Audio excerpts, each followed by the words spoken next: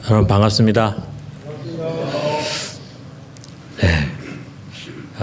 오늘 종교개혁 500주년 공공신학의 교회 적용, 이거를 여러 가지 나누는데 또 이런 귀한 자리를 또 이렇게 허락하신 또 우리 교회를 위한 교회 신학을 위한 포럼과 또 우리 기독교윤리 실천운동 또 부산 시민연대 감사를 드립니다.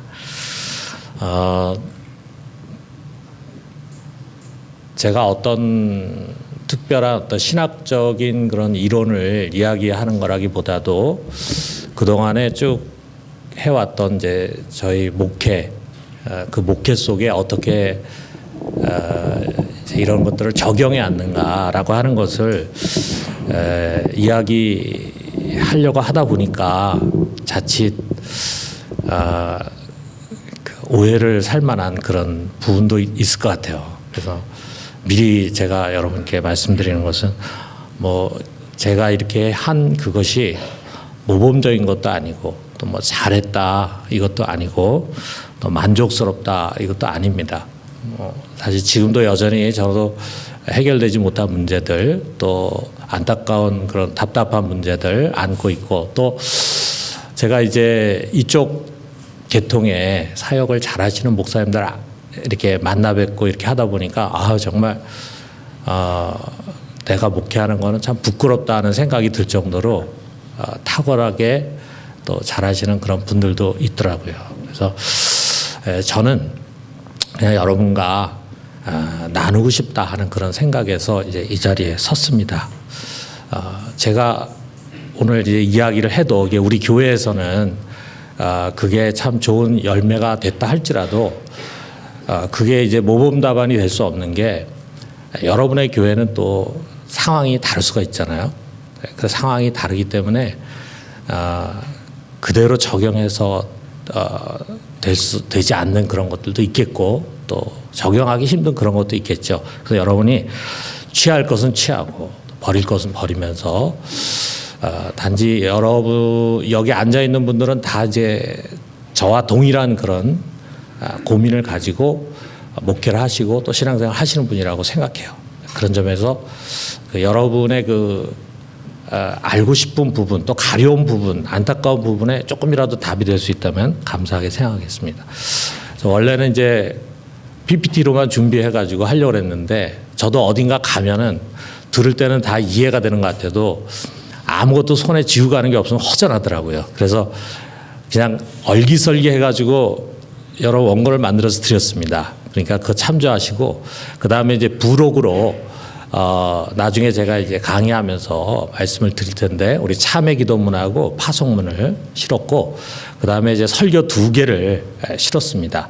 하나는 정치와 관련된 설교고요. 하나는 환경과 관련된 설교니까 설교 부분은 여러분이 한번 집에 가셔서 한번 보시면 좋을 것 같아요. 특별히 목회자들은 뭐 설교에 관심이 많으시니까 이걸 이렇게 또 설교를 했구나 이렇게 한번 보시면은 좋을 것 같습니다. 먼저 우리 첫 번째로는요 서론 부분으로 우리 한국에서의 공공신학의 문제다. 자, 그래서 이제 우리 공공신학이라는 것은 이 퍼블릭 공공을 의식하는 그런 신앙입니다. 우리 교회 이제 종종 다른 지역에서 살다가 오셔가지고 이제 교회 등록하시는 분이 있어요. 그래서 어느 다른 도시에서 이제 살다가 직장을 옮기면서 이제 부산에 오게 돼가지고 뭐 저에게 어떻게 소개받아서 오신 분이 있어요. 안수 집사님인데 참 믿음이 깊어요. 또 캠퍼스 선교단체에서도 신앙생활을 했고 또 나름 참 굉장히 바쁜 직장에서도 뭐 직장에서 어떻게 내가 선교를 좀 더 할 수 있을까 이런 고민하는 그런 아주 착실한 신앙인입니다. 근데 그분이 이제 우리 교회 와서 이제 몇 년 신앙생활을 하고 저와 같이 훈련을 받으면서 저한테 그런 얘기를 해요. 자기는 우리 교회 오기 전에 한 번도 이런 사회 문제를 가지고 고민한 적이 없다는 거예요. 이런 사회 문제가 자기 신앙하고 관계 있다는 생각을 가져본 적이 없는데 우리 교회 와가지고 설교도 듣고 이렇게 하면서 이게 참 중요한 것이었구나 하는 것을 이제 비로소 자기가 이제 알게 됐다. 그런 얘기를 해요. 사실 우리 보통 교인들의 그 신앙생활이라는 게 그렇잖아요. 어떻게 하면 구원받을 수 있을까? 구원의 문제가 중요하고, 그 다음에 어떻게 하면 내가 영적으로 좀 더 성장할 수 있을까? 어떤 삶의 변화를 이룰 수 있을까? 뭐 그런 생각 가지면 또 고상하죠. 뭐 기복신앙에 사로잡힌 사람도 많고, 그리고 이제 어떻게 하면 이제 열심히 전도할 수 있을까? 어떻게 하면 교회 봉사를 잘할 수 있을까? 주로 이제 이런 카테고리 안에 머무르기가 쉽다고요. 그래서 지금 우리 한국 교회가 당면한 문제가 이런 거라고 생각하는데, 신앙의 사사, 프리바티제이션, 이 신앙의 어떤 방향성이 너무 자기 개인의 문제에 집중이 돼 있다는 거죠. 구원의 문제, 또 영적 성장, 영적인 체험, 그리고 교회 밖에 세상이라는 것은 그냥 단순한 전도의 대상 정도로만 생각을 한다는 겁니다. 자, 그 다음에 또가 하나가 뭐냐면 이제 교회 개토화예요. 그러다 보니까 특히 이제 저는 목사에게 문제가 있다 생각해요. 저도 목회자이기 때문에. 우리 교인들은 대부분이 사실 이 세상에 나가서 많은 시간을 보냅니다. 보통 직장에서 일주일에 50시간 이상을 보내고 안 믿는 사람하고 끊임없이 부딪히며 살아가요. 그래서 우리 목회자는 대부분의 시간을 교회에서 보내게 됩니다. 그러다 보니까 항상 머릿속에 생각이 교회 생각으로 가득 차 있어요. 그래서 그러다 보니까 교회에 자주 와야 신앙생활 잘하는 걸로 생각을 해요. 교회 사람들이 웅성웅성하고 일주일 내내 교회에 교인들이 막 왔다 갔다 하고 교회가 꽉 차면은 교회가 살아있다는 생각을 가져요. 교인들이 신앙생활 잘하고 있다는 생각을 가져요. 그 사람들이 자기 삶의 자리에서, 직장에서, 가정에서, 사회 속에서 어떻게 살아가느냐, 이 문제를 사실 깊이 생각하지 못하게 됩니다. 뭐 저 자신도 저 자신을 가만히 생각해 보면 저의 이 부딪히는 이 컨택 포인트가 주로 믿는 교인들, 우리 교인들, 그 다음에 교회 안에서 살아가다 보니까 자칫하면 그렇게 될 수밖에 없어요. 사실은 그 가정이라든지 직장이라든지 사회 속에서 참 어떻게 이 복음을 적용하며 살아가야 되느냐라고 하는 것에 있어서 우리 목회자들이 정말 치열하게 고민해야 되는데, 우리 고민이 항상 교회에 머물다 보니까 어떻게 하면은 교인들이 교회 생활을 잘할 수 있을까? 설교에도 자꾸만 어떻게 하면 교회 생활을 잘하느냐라고 하는 것에 포인트가 맞춰지기가 쉽습니다. 그래서 교회가 개토가 되기 쉽다.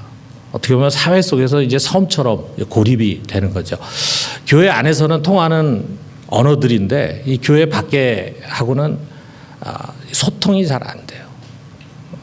우리 교인들이 갖고 있는 이 사고방식이 이 교회 밖에 있는 사람들하고 너무 맞지가 않아요. 자, 이 고립이라고 하는 문제를 얘기하면 아마 우리 중에 그런 얘기 할 거예요. 우리 기독교만큼 이웃을 많이 섬기는 단체가 어디 있습니까? 우리 구제도 많이 하고 이웃 섬김 사역을 많이 하잖아요. 맞습니다. 사실 종교 중에서 우리 아마 기독교가 구제라든지 또는 이웃 섬김 사역을 제일 많이 할 겁니다. 그런데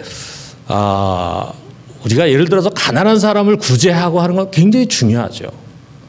그건 꼭 해야 되고 잘하고 있는 겁니다. 그런데 그 가난의 원인이 뭐냐? 그 가난의 원인이 사회 구조적인 문제에 충분히 있을 수 있거든요. 그 개인의 문제만이 아니라 이런 사회 구조적으로 가난할 수밖에 없고 그 가난의 악순환 속에 살아갈 수밖에 없는 그런 상황을 우리가 생각하지 않는다 이거예요. 교회가. 마치 이제 우리가 이런 걸 이제 생각하면은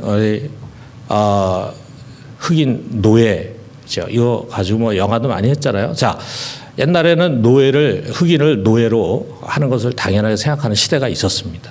그럴 때 정말 신앙이 좋고 경건하고 하나님 경외하고 마음이 따뜻한 사람은 다른 사람과 달리 노예에게 좀 따뜻하게 대해주고 인간적으로 대해주고 불쌍하게 여기고, 그래서 다른 악덕 주인보다는 훨씬 잘 이렇게 할 수도 있었을 거예요.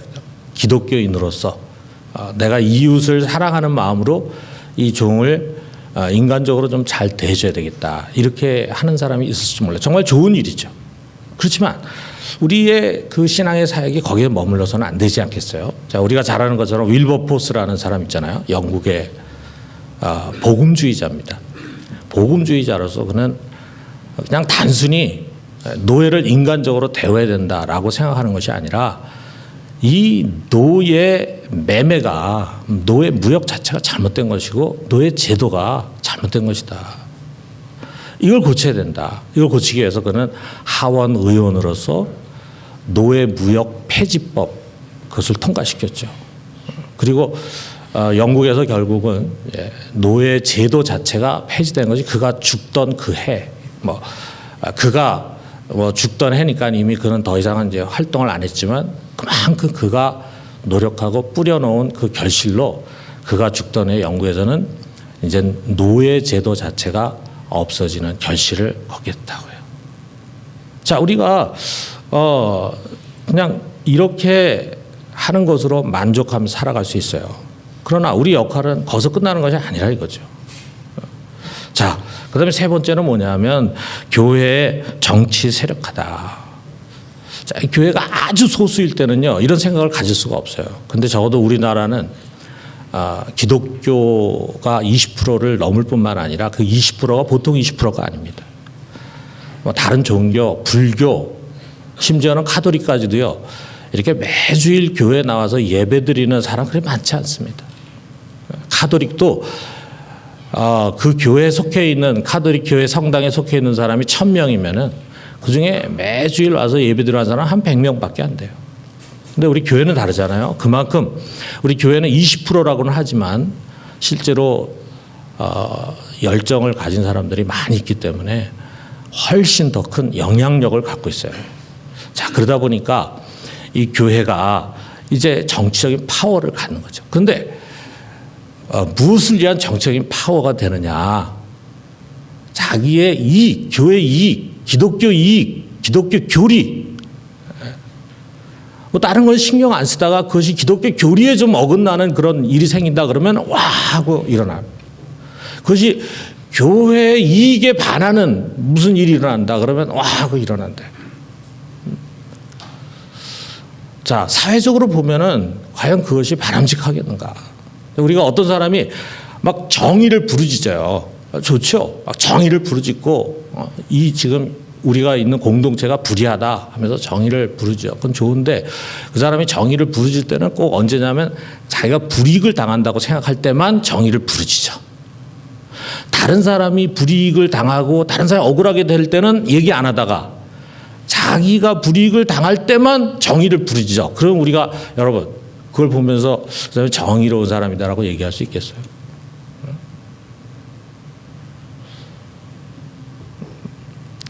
우리가 이런 모습을 갖기가 쉽다고요. 우리 한국 교회가 이런 모습을 갖기가 쉽습니다.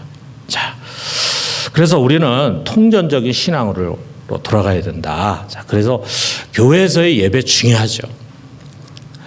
교회에서의 예배 1시간은 어떻게 보면 우리 일주일의 삶의 중심이라고 할 수 있어요.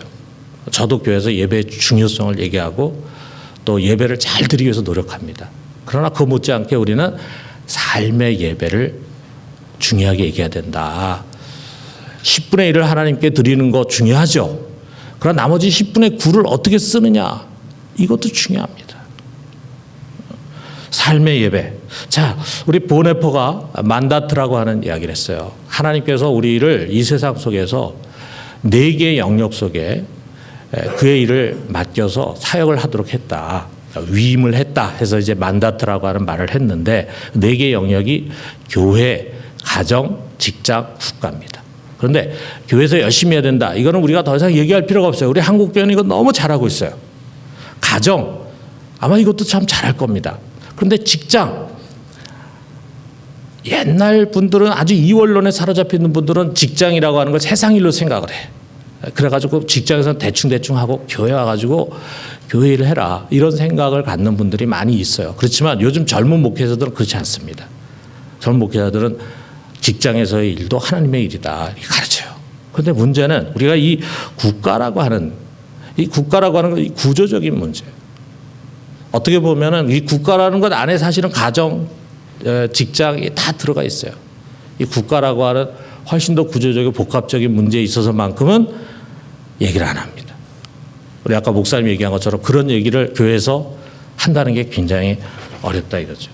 자, 그래서 우리 공공신학에 있어서 공공신앙적인 질문이라는 게 뭐냐. 첫 번째는요. 우리가 갖고 있는 신앙이 우리가 몸담고 있는 사회와 역사를 의식하고 있는가. 이게 참 중요한 질문이라고 생각해요.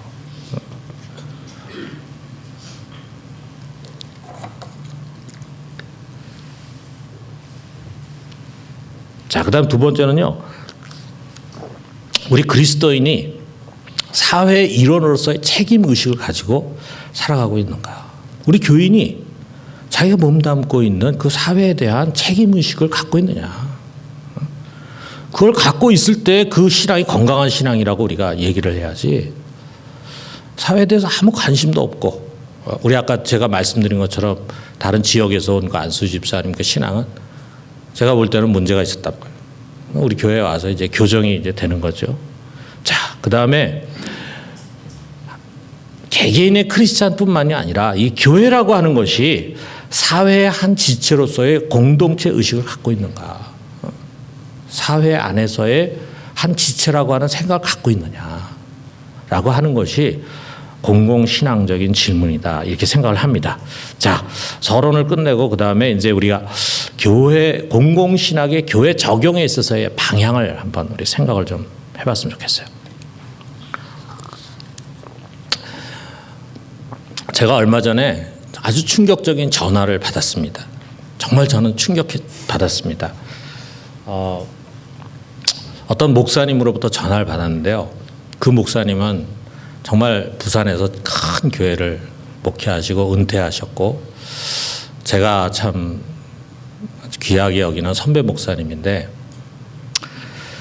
그런데 그분이 저에게 전화를 갑자기 했어요. 그래서 진짜 오래간만에 전화를 했는데 저에게 뭐라 하냐면 최 목사가 한국 기독 신문에 글 낸 걸 내가 읽었어 그러시는 거야. 그래서 저는 뜨끔했습니다.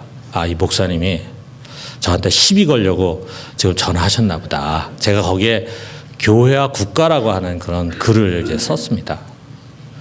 왜 제가 그런 생각했냐면 이 목사님은 제가 아는 한에 있어서는 진짜 그거하고는 상관없는 분이거든요. 진짜 한마디로 이제 좀 이원론적인 그런 생각을 가지고 목회를 열심히 하셔서 교회를 크게 일구시고 이제 그런 분이신데 전화가 와가지고 그 얘기를 딱 하시는 거예요. 그래서 예, 제가 그거 썼습니다. 그랬더니 목사님이 자기가 너무 마음에 감동을 받았다는 그 글을 읽으면서 그리고 공감을 하면서 왜 나는 지금까지 이런 생각을 하지 못했을까 이런 이야기를 하시는 거예요. 그래서 제가 한편으로 고무가 되고 한편으로는 도대체 무슨 일이 있었을까 이 목사님에게 하는 그런 궁금함이 생겼습니다. 근데 그 목사님 하는 얘기가 뭐냐면 최순실 사건을 자기가 겪으면서 야 이게 아니구나 라고 하는 생각을 가졌다 이거예요. 최순실 사건을 겪으면서 이 촛불 집회 이렇게 하는 걸 보면서 뭐 나중에 가서는 또 뭐 생각들이 갈라지고 막 이렇게 했지만 처음에는 대부분 국민들이 다 똑같은 생각을 가지고 뭐 촛불 집회 많이 나가고 막 그랬잖아요. 국가가 이렇게 돌아가는 이 모습 보면서 야, 이 뭔가 교회가 잘못하고 있다 하는 생각을 자기가 갖고 고민하고 있던 차에 제가 쓴 글을 읽고는 아, 이거다라는 생각을 이제 갖게 됐다. 제가 이제 그 얘기를 들으면서 제 생각이 났습니다. 저는 정말 아주 이원론적인 사고방식에 젖어 있던 어려서부터 그런 분위기에서 신앙생활을 했던 그런 사람이에요. 그래서 제가 청년일 때 그 당시에 이제 저를 가르치는 목사님들은 다 뭐라 그랬냐면요. 그냥 믿음 좋으면 다 교회 가야, 신학교 가야 된다. 이렇게 가르쳤어요. 믿음 좋으면 다 신학교 가야지. 믿음 좋은 사람이 세상 직업 가지고 세상 일하고 시간 낭비하면은 그거는 하나님에게 손해다. 무조건 신학교 가야 된다. 이렇게 해가지고 그 당시에는 진짜 이 총신 들어가는 게 서울대 가는 것보다 더 어려웠다고요. 그렇게 신학교로 막 사람들이 몰려갔습니다.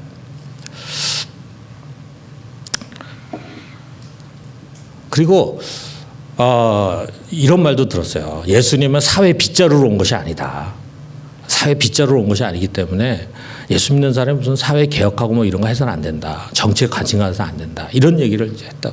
그런데 그런 걸 가르친 그 목사님 제가 그 나중에 생각해 보면은 그 교회가 좀 큰 교회였는데 선거철 국회의원 선거철 되면요 꼭 국회의원 찾아오잖아요. 그러면은 야당 국회의원 말고 여당 국회의원만 꼭 인사를 시켜요. 장황하게 그 사람의 이력에 대해서 쫙 얘기하고 그러면서 그 사람 이렇게 세워가지고 이분이 우리 교회 오늘 예배 참석했습니다. 여러분 격려의 박수 부탁드립니다. 해가지고 박수 쳐줘요. 그 뭐 하는 겁니까 그게? 우리가 우리 예수님은 사회 빗자루 온 것이 아니기 때문에 사회 정치 문제 관심 가져서 안 된다라고 하면서 사실은 자기는 정치 활동을 하고 있는 거예요. 이 사람 국회의원 시켜주려고 하는 거예요. 왜? 교회를 찾아왔으니까. 그리고 여당 국회의원이고 이 사람 국회의원 되면은 교회에 뭔가 도움이 되고 힘이 될 것이라는 생각을 가지니까. 또 그런 사람들이 또 큰 교회 와서는 꼭 그러지 않습니까? 저도 지금 이 교회를 좀 등록할까 생각하고 있습니다. 이렇게 하니까 국회의원이 자기 교회에 등록하면은 좋잖아요. 그게 뭡니까? 정치 활동하고 있잖아요. 지금으로 한다면 큰일 날 일이죠. 그 당시에는 그런 의식이 없으니까 그랬는데 자, 그래서 저도요 76학번이거든요. 대학에 들어갔는데 우리 잘 아는 것도 73년도에 이제 유신 헌법이 통과돼 가지고 76학번인데 대학이 매일 데모했습니다. 매일 체류탄 냄새가 없어지지 않고 매일 데모합니다. 그리고 제가 군대 갔다 오니까 또 전두환 정권 때요. 그때 또 매일 데모합니다. 근데 그렇게 많은 데모를 저는 한 번도 참석하지 않았어요. 왜 참석하지 않았느냐? 데모하다가 붙잡혀가지고 고문당하면 어떻게 할까? 그런 두려움 때문에 참석 안 한 게 아니고 그게 내일이라는 생각이 전혀 안 들었어요. 그 내일이라는 생각이 안 됐어요. 내가 해야 할 일은 그냥 열심히 공부하고 전도하고 그리고 천당 가도록 하는 그 일이지. 저거는 믿지 않는 사람들이 자기가 속해 있는 세상을 좀 더 좋은 세상 만들겠다고 하는 거지 내가 할 일은 아니다. 이렇게 생각하기 때문에 데모를 안 했습니다. 근데 제가 그러고 난 다음에 이제 시간이 많이 흐른 다음에 1987년에 제가 이제 직장 생활 좀 하다가 총신에 들어갔습니다. 총신 신대원에 들어갔어요. 그런데 제가 들어간 1학년 그때 이 사건이 일어났습니다. 6.29가 일어났어요. 그래 우리 신대원생들이 양지에서 사당동으로 다 가가지고 거기서 데모를 했습니다. 우리가 무슨 교단 문제 또는 학내 문제 때문에 데모한 것이 아니라 6.29 그 당시에 구호가 뭐였냐면 호헌 철폐. 여러분 기억나시죠? 호헌 철폐. 그리고 대통령 직선제를 해야 된다. 독재 타도 호헌 철폐 막 이랬어요. 근데 그거를 우리 신학생들이 막 이랬는데 거기에 제가 있었다고요. 그러니까 제가 대학생 때는 전혀 데모를 안 했는데 그런데 이제 머리가 커가지고 어른 되니까 이래가지고 안 되겠다는 생각이 저에게도 들더라고요. 제가 여기 시청에서 있었을 때 여기도 제가 가봤습니다. 수많은 사람들이 그때 여러분 잘 아시겠지만 그 이한열, 박종철 뭐 그런 사건들이 있었잖아요. 그래서 여러분 잘 아는 것처럼 이제 6.29 선언이라는 게 결국 이제 군사 정권이 이제 항복을 한 거죠. 그리고 이제 대통령 직선제로 하고 개헌도 하고 뭐 이렇게 해가지고 이제 민주화의 봄이 시작됐죠. 우리 지금으로 보면은 우리 한국이 민주화되는 아주 큰 계기가 된 사건이었습니다. 근데 그때 그 일이 있고 난 다음에 이제 대통령 선거 있었고 그 다음에 청문회 열리고 막 그랬잖아요. 근데 우리 신학생들이 전부 모이면은 정치 얘기하는 거야. 정치 얘기의 대부분의 결론은 이거야. 민주화돼야 된다. 이제 군사 독재 정권이 이제 사라져야 된다. 민주화돼야 된다. 그리고 또 저는 사랑의 교회 그때 있었는데 교육자들이 많다 보니까 우리 젊은 교육자들이 모이면은 정치 얘기. 그 당시 뭐 교회 전체가 지금 얼마 전에 우리 최순실 사건 났을 때 TV에 그 뉴스에 그 다 도배했잖아요. 그때처럼 그때도 그랬다고요. 그러니까 전부 거기에 함몰돼 가지고 얘기하는데 생각은 다 똑같아요. 거기서 그래도 이 독재 정권이 계속돼야 돼 이런 얘기 했다가는 큰일 나는 거죠. 다 똑같아. 민주화돼야 된다. 이제는 이 독재 정권 사라져야 된다. 사람다운 나라가 좀 살 수 있는 나라가 돼야 된다. 이게 다 얘기했어요. 저도 얘기하고 막 얘기하는데 나중에 얘기하고 난 다음에 가만히 생각하니까 아니 그게 우리하고 무슨 상관이 있지? 우리는 지금 안 믿는 사람 예수 믿으라 그래가지고 그 사람 구원해가지고 천당 가게 해야 될 일이 우리의 일인데 여기 민주화시키고 뭐 나라가 더 발전하는 나라가 되고 하는 게 그게 세상 일이지 그게 왜 우리의 일이냐. 만나면 그렇게 돼야 된다라고 얘기를 하는데 내가 지금까지 지향한 그 신학하고 이게 맞지가 않는 거예요. 맞지가 않아. 그러니까 이렇게 돼야 된다는 것은 분명한 사실인데 왜 그게 우리의 신앙과 연관이 되느냐라고 하는 것에 있어서는 아무도 정말 설득력 있게 얘기를 못 해주는 거예요. 그래서 저는 내가 정말 이 문제를 해결받지 않으면은 나중에 목회하면서도 벽에 부딪힐 것 같다. 그런 생각이 들어가지고 그래서 저는 이제 독일로 유학을 갔습니다. 유학 가가지고 저는 거기서 이제 바르멘 선언이라고 하는 것을 공부하게 됐습니다. 바르멘 선언이 6개 조항으로 되어 있는데 2차 세계대전 이후에는요 독일 교회 사회 윤리의 교본이에요. 모든 교회들이 다 이것을 교회의 정치적인 책임 또는 국가에 대한 책임, 사회적인 책임의 하나의 기본으로 이제 생각을 하는 그만큼 이제 아주 유명해진 것인데 1934년 히틀러가 집권하고 있을 때 거기에 저항하는 고백 교회 지도자들이 부퍼탈이라고 하는 곳에 바르멘이라는 동네가 있는데 거기에 바르멘 교회에 모여가지고 거기서 이제 마지막 최종적으로 이렇게 6개 조항을 만들어서 선포를 했습니다. 자, 어떻게 보면은 이제 국가와 교회의 올바른 관계가 뭐가 돼야 되느냐. 복음에 근거한 사회 정치적인 책임 이것을 이제 제시해주는 그런 아주 귀한 신학적인 그 선언입니다. 자, 그런데 이 6개 조항이 나올 수밖에 없었던 그 당시 이제 독일에 1930년대 독일 교회가 갖고 있었던 두 가지 문제가 있어요. 하나가 뭐냐면 정치적인 무관심이에요. 예수를 믿는 사람들이 정치에 관심이 없어요. 정치를 자기라고 생각하지 않아. 그런데 그렇게 된 원인을 파고 들어가면은 그것이 루터에 기인한다. 이렇게 이제 이야기를 하는 사람도 있고 루터가 아니라 그 당시에 루터를 너무나 신봉하던 루터주의자들이 루터의 신학 속에서 그 부분만 이렇게 발췌해가지고 내서 하다 보니까 그것이 이제 독일 교인들에게 이런 영향을 준 것이다. 이렇게 이제 이야기하는 사람도 있습니다. 어쨌든 그 당시에 루터주의자들이 루터의 신학을 두 왕국설로 이야기했다 이거죠. 두 왕국설.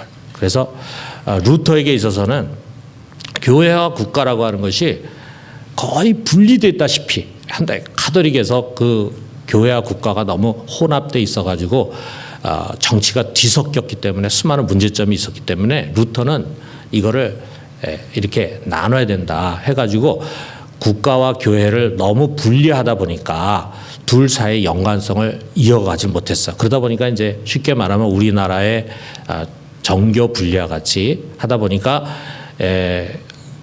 그 당시에 그 교인들이 신앙이 좋은 사람들이 정치라고 하는 건 더러운 일이다.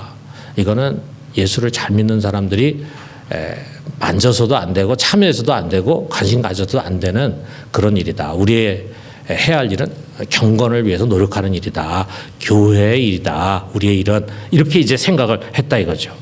그러다 보니까 그들이 정치에 무관심해지고 정치에 무관심해지다 보니까 자연히 정치에 관심이 없다 보니까 정치에 무지해져요. 정치에 무지해지다 보니까 이런 선동 정치가가 나와서 하는 이야기가 옳은지 그른지를 분별할 힘이 없어요. 그러다 보니까 그만 히틀러에게 정권을 내주는 그런 큰 잘못을 범하고 말았다 이거죠. 자, 그다음에 또 하나는 뭐냐면 교회 정치화였습니다. 정치적 무관심과 아울러서 교회 정치화했다. 자, 그 당시에 개신교 목회자들, 그 당시에 이제 개신교 목회자들 속에 갖고 있었던 아주 단순 무지한 그런 정치적인 사고방식이 뭐였냐면은 반유대주의입니다. 반유대주의. 그리고 반공주의. 공산주의에 대해서 반대하는 반공주의, 반사회주의. 그 다음에 또 하나가 뭐였냐면 독일 민족주의였어요. 자, 우리가 이런 걸 자세히 설명할 만한 시간이 안 되니까 그렇지만 이 사람들은 이것에 있어서만큼은 다 똑같은 생각을 갖고 있어요. 그 당시에. 근데 거기에 딱 히틀러가 나타났습니다. 히틀러가 나타났을 때 이런 개신교 목사들이 히틀러 이 사람의 그 나치 사상이야말로 가장 성경적이다 생각을 하고 히틀러를 메시아라고 생각할 정도였다. 독일에 보내주신 하나님 보내주신 메시아다 이렇게 생각하고 그를 추정했습니다. 그러면서 기독교를 이 나치 사상과 유사하게 해석하려고 노력했어요. 그래서 그들이 도이체 크리스텐이라고 하는 교단을 만들었어요. 독일 기독교인이라고 하는 아예 교단을 만들어 가지고 그야말로 나치 사상을 뒷받침해주는, 그래서 교회 다니는 사람들로 하여금 우리가 믿는 신앙과 나치 사상은 동일한 것이다 라고 가르쳐 가지고 많은 독일의 교인들이 이 나치를 추종하게끔 만들었다 이거죠. 이게 바로 교회 정치였습니다. 자, 우리 한국 교회하고 비교해 보면은요, 대부분 교회들이 3.1운동 이후에 정교 분리에 의해서 정치적으로 무관심해졌어요. 3.1운동 이전에 그러지 않았거든요. 근데 3.1운동 이후에 3.1운동에 실패하고 나서 이 현실 정치에 저항한다는 게 얼마나 무서운 것인가 하는 것을 이제 뼈저리게 느끼고 난 다음부터 이제 현실 정치에서 무관심해지기 시작했어요. 그래서 지금까지 우리 한국 교회는 정치적인 무관심과 무책임으로 일관해 옵니다. 자, 그런데 우리가 잘 아는 것처럼 민중신학이라는 게 있어요. 민중신학은 유신 이후에 1970년대, 80년대 우리나라의 민주화 운동을 주도한 정치 신학입니다. 이분들의 공이 크죠. 이분들이 감옥에도 가고 고문도 당하고 어려움 많이 당했고 또 어떻게 보면은 지금 우리나라가 민주화되는데 큰 밑거름이 되고, 그나마 이런 사람들이 교회에서 우리나라의 민주화를 위해서 헌신했다고 하는 것이 우리 기독교의 체면을 좀 살리는 일이라고 생각을 해요. 자, 그런데 문제는 뭐냐면 이거예요. 아까 제가 도이체 크리스텐은 정치화된 신학이다라고 했는데 이거는 극우적으로 정치화돼서 극우. 그런데 이 민중신학은 뭐냐면 극좌적으로 정치화되어 있는 신학이다. 너무 정치를 중요하게 여기고 정치를 앞세우다 보니까 전통적인 복음신앙에서 이탈을 했습니다. 자, 우리가 기왕 나온 김에 우리 정치신학이라고 하는 것이 20세기 들어와 가지고 특별히 제3세계 또 라틴 아메리카에서 굉장히 열풍을 일으켜 가지고 이제 잘 알려져 있는 신학인데, 여기 해방 신학이라든지 민중 신학, 여성 신학, 흑인 신학 이런 것들이 이제 나와 있는데요. 굉장히 정치에 적극적으로 참여하는 그런 신학들이죠. 그런데 자, 이런 신학들의 공통점이 뭐냐면 정치가 주어고 신학이 수로입니다. 또 다른 말로 표현하면 상황, 콘텍스트가 성경, 텍스트보다 우선해요. 그러다 보니까 그들에게 주어진 정치 현실, 그것이 주가 되다 보니까 거기에 성경을 끼워 맞추려고 해요. 거기서 성경을 끼워 맞추려고 하다 보니까 성경이 진짜 얘기하려고 하는 성경 진리에서 벗어나게 돼요. 대부분 이러한 정치 신학들이 성경의 복음적인 신앙에서 벗어나 있다는 것을 우리가 보게 됩니다. 그래서 이게 독일의 이제 에버하르트 융겔이라고 하는 사람 그런 얘기했어요. 그건 틀렸다. 정치는 신학의 수로다. 신학이 주어고 정치가 수로다. 이렇게 얘기했어요. 자, 성경이 먼저 말하게 하고 그것으로 상황을 해석하고 변화시키는 것이다. 성경에서 우리 정치에 대해서 뭐라고 말하고 있는가? 성경에서 올바른 국가가 뭐라고 말하고 있는가, 여기에 우리가 귀를 기울여야 된다 이거죠. 자, 근데 우리가 자칫 잘못하면 이것이 너무 연역적이 될 수가 있기 때문에 연역적인 것이 아니라 성경과 상황 간의 긴밀한 상호작용 가운데 현실에 적용할 그런 원리들을 도출하는 것이 중요하다라고 하는 것을 이야기합니다. 자, 오늘날 우리 한국 교회를 보면은요, 한때는 70년대, 80년대는 극자적으로 정치화된 민중신학이 많이 알려졌어요. 외국에는 마치 한국신학 그러면은 민중신학인 것처럼 생각하는 외국의 신학자들이 많이 있습니다. 사실은 소수인데. 자, 그런데 지금은 무엇이 문제냐면은 우리 한국교회가요, 이제는 정교분리에서 벗어나서 극우적인 정치화의 문제가 있습니다. 극우적인 정치화, 아까 얘기한 것처럼 도이체 크리스천처럼 이 나치즘이 그 당시 독일 그리스도인은요, 나치주의가 하나님 나라인 것처럼 생각했어요. 또 반대편에 사회주의, 공산주의가 하나님 나라다 이렇게 생각한 사람들이 또 있었습니다. 반공은 성경적 진리다 이렇게 생각을 하는 사람들이 우리나라에 많이 있어요. 자, 그러다 보니까 어떤 사고를 갖냐면 정치를 절대해요. 그리고 영화하려고 합니다. 우리가 성경의 진리 하면은 그건 타협할 수 없는 절대적인 거잖아요. 그런데 만약에 우리가 어떤 정치적인 이념을 성경의 진리와 같은 수준으로 생각을 하게 되면은, 그러면은 그 이념 이외의 거는 다 마귀짓이 되고 마는 거죠. 그러니까 정치를 어떤 정치 이념이든지 그것을 절대화하게 될 때 문제가 생긴다 이거죠. 그때 영화를 해요. 그래가지고 제가 예전에 어떤 모임에 갔는데 어떤 정치인이 와서 그래, 다른 당을 지칭하면서 좀 마귀당이다 그래요. 마귀당. 그 사람 국회의원인데, 아니 정치를 하는 사람이고 교인인데, 교회 안수 집사라는 사람인데 상대방의 정당을 마귀당이라 그런다. 우리가 그런 사람이 정치 현실에서 어떻게 타협하고 서로 대화하고 할 수 있겠습니까? 마귀하고 우리가 대화할 수 있나요? 대화할 수 없잖아요. 그런데 이렇게 영화시킨다고요. 그러다 보면 영화시키다 보면요, 자기가 추정하고 있는 그것이 완전히 100% 하나님의 뜻이라고 생각하고 그것을 절대화시키고 거기에 추정한다고요. 정치의 상대성이라든지 세속성을 간과를 하게 됩니다. 자, 우리 정치라고 하는 것은, 이 세상에 있는 모든 정치는 다 상대적인 것입니다. 좀 더 나은 것, 좀 더 못한 것의 수준이지 우리가 성경적인 진리와 같은 절대적인 것이 아니다라고 하는 거죠. 자, 그것을 가르치는 게 뭐냐면은 이제 바로 바르멘 6개 조항 중에서 5번째 있는 조항이에요. 그래서 제가 여러분에게 바르멘을 잠깐 한번 소개하면은 이렇게 시작이 됩니다. 하나님을 두려워하며 왕을 공경하라. 베드로전서 2장 17절을 먼저 내세우고, 자, 첫 번째 뭐냐면 성경은 아직 구속되지 못하였으나 교회가 있는 이 세상에 하나님이 국가를 위임하여 임무를 주셨음을 말하고 있다. 지금 우리가 살고 있는 이 세상은 이미와 아직 사이에 있는 완전히 구속되지 못한 그런 세상인데, 거기서 교회가 있는 이 세상 속에 이 국가라고 하는 것은 저절로 생긴 것이 아니라 하나님이 세우신 것이다. 이 중에 하나님이 이 세상을, 이 국가를 세웠다. 로마서 13장 1절을 가지고 이 말씀합니다. 그래서 국가를 잇도록 한 주권자는 하나님이시다라고 하는 것을 분명히 가르쳐요.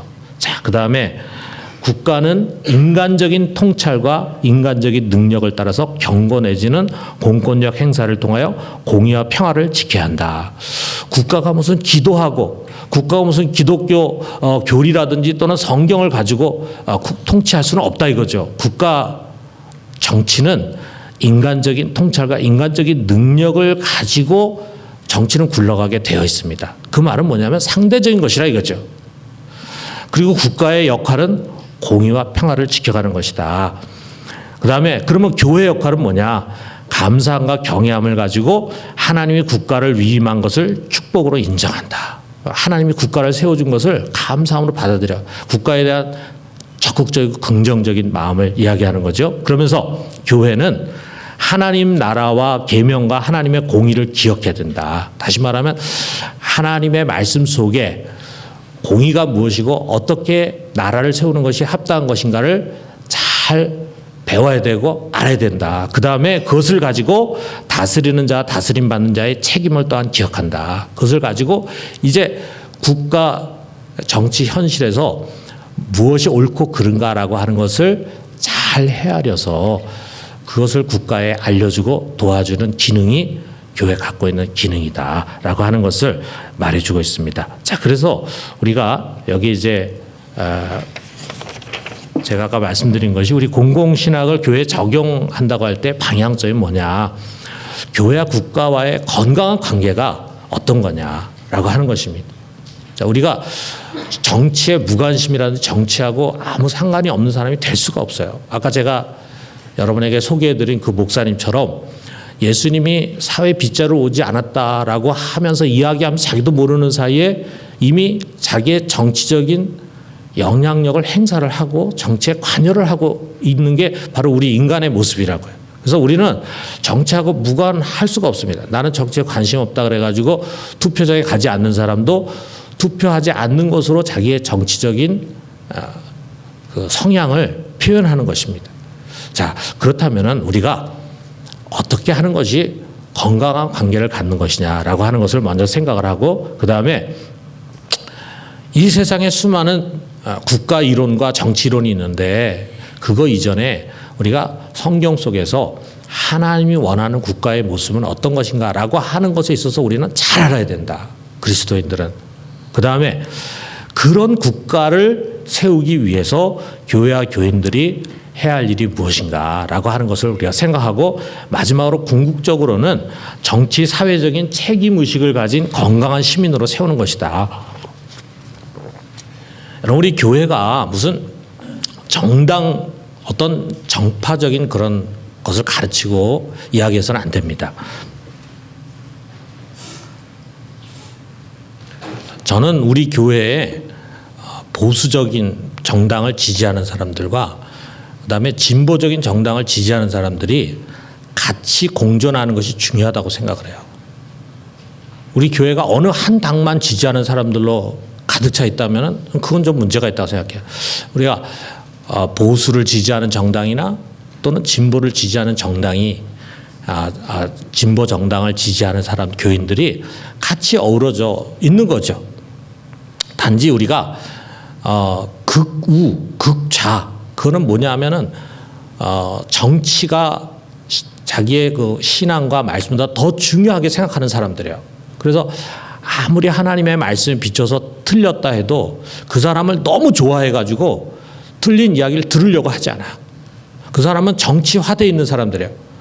자, 극좌나 극우는 바람직한 그리스도인의 정치적인 자세가 아니다. 그럼 우리가 어떤 사람은 보수가 될 수 있고 어떤 사람은 좀 진보적인 생각 가질 수 있고, 그러한 것들이 교회 안에 같이 건강하게 어우러질 수 있는 그런 교회가 돼야 되고, 궁극적으로는 우리가 정말 분별력을 가지고 사회적인 책임의식을 가진 건강한 시민을 우리가 세워가는 것이다. 저는 이것이 우리 교회가 지향해야 할 공공신학이다, 이렇게 생각을 합니다. 자, 그러면서 세 번째로는요, 공공신학을 교회에 적용하기 위해서는 말씀으로 교육하는 것이 중요하다. 어떤 액션을 취하고 우리가 뭐 프랭카드를 들고 나 데모하고 이건 아닙니다. 이거는 첫 단계에서부터 우리가 그런 일을 하면은요, 교회에 큰 어려움을 겪습니다. 자, 우리가 왜 우리가 이걸 해야 되는가? 목사님의 지론이다, 목사님 철학이다, 이것이 아니라 하나님의 말씀에 근거한 것이다. 이걸 우리가 가르쳐 주고 교인들이 거기에 대한 확신을 가져야 결국 나중에 자발적으로 그런 액션도 하게 되는 것이지, 목사님 눈치 보고 하고 목사님이 그걸 좋아하니까 그렇게 하고 오래 못 간다 이거죠. 우리가 그런 것 교육을 하는 것이 아니라 이거죠. 자, 그런 의미에서 자, 우리의 모든 행위와 실천, 이걸 우리가 에틱이라고 볼 수 있죠. 윤리라고 하는 것의 근거는 하나님의 말씀에 있다, 도그마틱에 있다라고 하는 거예요. 자, 여러분, 우리가 교인들이 매주일 설교 듣는다는 게 보통 일이 아닙니다. 참 이 설교를 통해서 교인들에게 영향을 줄 수 있다는 거, 이게 우리 목회자들의 특권 아니겠어요? 그 강대상에 누가 올라갑니까? 아무도 못 올라갑니다. 아무리 장로님이 탁월하고 훌륭해도 그 강대상 주일날 올라갈 수 있는 거는 담임 목사밖에 없습니다. 거기 올라가서 우리가 하나님의 말씀으로 성도들을 가르칠 수 있다 이거죠. 매주일. 자, 설교와 교육이 너무 중요합니다. 자, 그래서 저는요, 우리 교회에서 1개월 내지 2개월에 한 번은 꼭 사회적인 설교를 합니다. 그게 저희 원칙이에요. 어떨 때는 2개월에 한 번 할 때도 있지만 어떨 때는 1개월에 한 번 할 때도 있고 2015년 같은 경우에 8월 달에는 아예 한 달 내내 사회적 설교를 했어요. 설교가 중요하다 이거죠. 자, 그러면서 우리가 자, 복음이 무엇인가를 먼저 얘기하자 이거죠. 복음이 무엇인가? 여러분, 복음이 중요하지 않습니까? 자, 복음은 우리가 이신칭이라고 하는 게 복음이잖아요. 오직 믿음으로 의롭다함을 받는다. 이게 복음이잖아요. 이게 마틴 루터로 하여금 종교개혁을 일으키게 된 가장 중요한 신학적인 배경이잖아요. 그런데 우리가 너무 이신칭에 치우쳐져 있어요. 자, 우리가 이신칭이 하면은 뭘 질문할 때 이 답이 나오겠습니까? 우리가 어떻게 해야 구원을 얻습니까? 이 질문을 할 때 믿음으로 구원을 받는다. 이 대답이 나오는 거 아니겠어요? 관심이 뭐냐면 내가 어떻게 해야 내 영혼이 구원받고 천국 갈 수 있느냐. 여기에 포커스가 맞췄다. 이거 물론 당연히 중요합니다. 중요한 복음입니다. 그런데 너무 여기에다가만 포커스가 맞춰 있다 보니까 우리의 신앙이 이 개인주의화로 흘러가게 되더라 이거죠. 근데 복음이 그것만 복음이냐? 여러분, 사실 솔직히 성경에 복음이 뭐냐라고 할 때 이신칭이가 아니라 마태복음에 예수님께서 복음을 전하시는데 제일 첫 번째 하신 말씀이 뭡니까? 회개하라. 천국이 가까웠느니라. 하나님 나라가 복음이라 이거죠. 하나님 나라, 하나님이 다스린다라고 하는 그것이 복음의 메시지라 이거죠. 자, 그래서 이신칭과 하나님 나라가 분리되는 것이 아닙니다. 어떤 신학자는 그런 얘기했어요. 예수님은 하나님 나라를 전했는데 바울이 그걸 이신칭으로 바꿔놨다. 근데 그거는 아닙니다. 여러분, 이신칭과 하나님 나라는 분리되는 것이 아니에요. 이신칭이 믿음으로 구원받는다는 것이 하나님 나라에 있어서 가장 핵심적인 메시지죠. 자, 그런데 이 두 가지가 우리에게 중요하다 이거죠. 자, 이신칭이가 개인 구원을 중요하게 여긴다면 벌써 하나님 나라, 전 우리 교인들한테 천국이란 말을 잘 안 씁니다. 왜냐하면 천국 그러면 항상 천당이라고 생각하기 때문에 죽은 다음에 가는 곳. 근데 천국은 천당이 아니거든요. 천국은 하늘나라죠. 하늘나라를 번역한 게 천당이죠. 하늘의 나라가 이 땅에 임했다 이거죠. 자, 이 땅에 임했다. 그러면 하나님 나라, 하늘나라 하면 벌써 우리가 어떤 느낌을 갖냐 하면 이거는 전우주적이라는 생각을 갖는다고요. 그러지 않겠어요? 여러분, 하나님 나라가 요 구석에만 있습니까? 한 인간의 영혼 속에만 있습니까? 우주 밖에 하늘에 있던 그 나라가 이제 이 우주 안에 들어와서 온 우주를 그분이 통치하신다 이거예요. 통전적 아닙니까? 그리고 정치적 아닙니까? 이 나라라고 하는 거 정치적인 용어잖아요. 다스린다는 거 정치적인 용어잖아요. 자, 여러분, 십자가 부활 그것을 통해서 하나님 나라가 이 땅에 완전히 임해가지고 이 세상 임금이 결국 무장 해제돼가지고 쫓겨냈어요. 예수 그리스도께서 부활하시고 승천하심으로 하늘과 땅의 권세를 그가 갖게 됐다 이거죠. 그래서 만유의 주가 됐다 이거죠. 자, 그래서 이 칼 루니아라고 하는 사람이 이런 얘기했습니다. 인생의 모든 영역 중에서 만유의 주 되신 그리스도 안에서 자기의 것이라고 말할 수 있는 부분은 단 1cm도 없다. 이게 우리 장로교의 하나님 주권 사상이잖아요. 하나님 통치가 미치지 못하는 것은 아무것도 없다. 우리가 그리스도와 관계 없다고 생각할 수 있는 것은 아무것도 없다라고 하는 거죠. 자, 그래서 저는 이것을 가지고 우리 교인들에게 하나님 나라에 대한 설교를 많이 합니다. 하나님 나라 설교를 하다 보면요, 자연히 교인들 속에 단순히 영혼 구원만이 아니구나라고 하는 생각을 갖게 되는 거예요. 그래서 특별히 에베소 1장 20절에서 23절을 제가 설교를 많이 하는데, 자, 거기 여러분 드림 거기에는 본문이 나와 있지만 저는 여기 본문 생략했습니다. 여러분 잘 아는 성경 구절이에요. 20절에서 21절은 온 세상을 그의 권세 아래 복종시켰다라고 하는 말씀을 합니다. 그리고 22절 상반절에 만물을 그 발 아래 복종하게 하시고 하면서 만물 위에 교회의 머리로 삼으셨느니라 그랬어요. 여기 우리 성경은 이렇게 번역되어 있는데 대부분의 성경은 이렇게 번역하지 않습니다. 우리 영어 성경도 보면은 그대로 제가 직역하면 만물 위에 머리로서, 교회 머리가 아니라 만물 위에 머리로서 예수님을 교회에게 주셨다.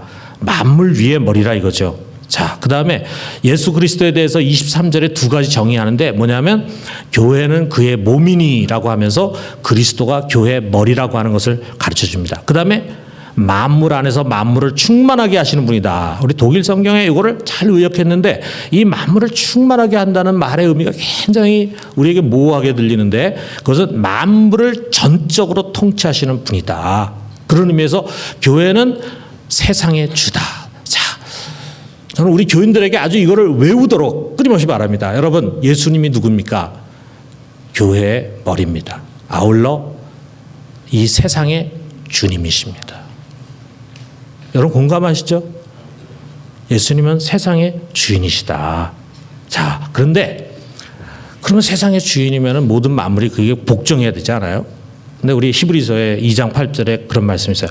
만물로 그에게 복종하게 하셨은즉 복종하지 않은 것이 하나도 없어야 하겠으나 지금 우리가 만물이 아직 그에게 복종하고 있는 것을 보지 못하고 분명히 만물이 그에게 복종해야 되는데 아직 만물이 그에게 복종하고 있지 못한 시점 속에 우리가 살아가고 있다 이거죠. 그럼 우리의 역할이 뭐냐라고 하는 게 여기서 나오죠. 만물이 그에게 복종하도록 우리가 역사해야 된다. 그것이 우리 해야 할 일이라. 그 중에 하나가 안 믿는 사람 믿게 하는 것도 예수님께 복종하게 하는 일이지만 그것뿐만이 아니라 이 세상에 하나님 창조하신 세계 속에서 왜곡되어 있고 잘못되어 고장나 있고 그런 것들을 하나하나 고쳐가야 된다. 고쳐가야 된다. 자, 그래서 여러분 저는 이런 비유를 드는데 많은 신앙인들이 세상을 이렇게 생각하고 있다 이거죠. 이게 뭔지 아시죠, 여러분? 타이타닉호 빙산에 부딪혀가지고 지금 이제 침몰하는 타이타닉호입니다. 여러분 보세요. 이 타이타닉호를 고칠 수 있겠습니까? 이런 상황에서 우리가 할 수 있는 일은 아무것도 없어요. 어떻게 하면 더 많이 구조선으로 이 사람들을 구해낼까라는 생각 이외의 생각을 우리가 가질 수가 없습니다. 자, 이렇게 생각하는 거예요. 자, 이 세상은 이제 침몰에 가는 언젠가는 멸망하게 될 세상이니까 이 세상에 더 이상 미련 두지 말고 어떻게 하면 이 세상에 있는 사람을 우리가 이 구원의 방주라고 하는 교회로 데려와야 된다. 끌고 와야 된다. 이것만이 우리 그리스도인의 사명이다. 여러분 생각해 보세요. 이것만이 그리스도인의 사명이다라고 얘기하면 열심히 전도하게 되지 않겠어요? 아주 목숨 내놓고 전도하게 되지 않겠어요? 아주 이 생각으로 꽉 집어넣어주면 그 사람의 모든 에너지가 다 전도에 들어가고 다 전도에 들어가면 목숨 내놓고 전도하면 교회가 커지지 않겠어요?